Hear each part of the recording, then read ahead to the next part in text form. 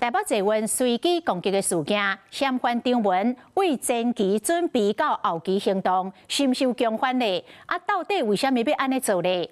警方前早报告出炉，讲这个张文有4大行动，讲伊发动攻击是甲恨热拢抹掉，表示已经无回头路。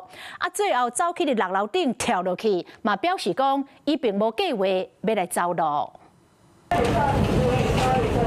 2005年尾，张文的随机攻击，互社会大众着震惊。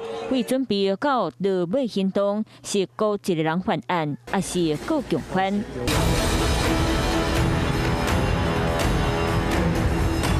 如今专案小组的侦查报告出来，发现张文主要的4大行动。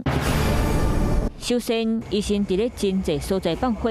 其中一回就是伊租厝的所在，这的私人物件去烧掉，暗算毁掉全部证据，袂阁再行回头路。张文拖一卡烟雾弹、信号弹，走去台北车头集运斩结，主要的目的是伫咧制造惊吓，伤害人并无伫咧伊的计划，想要到伊家抢出头，终扣毒死。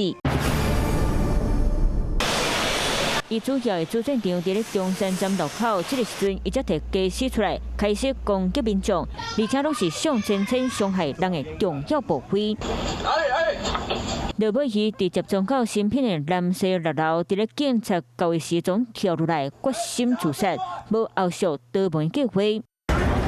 听名张文各个卡片讲伊敢若捌受到霸凌，检警嘛回头调查张文读册时含作弊生涯，毋过无发现相关证据，加上伊口罩敢若存39箍，嘛无再调个生存落去。12月19随机攻击的事件，随张文跳楼自杀到一个坎站，毋过专案阁有真济野的偷改的谜团。 Hello， 我是易景，想要抢先掌握最及时的新闻资讯吗？赶快订阅、按赞、开启小铃铛，锁定华视新闻的 YouTube 频道。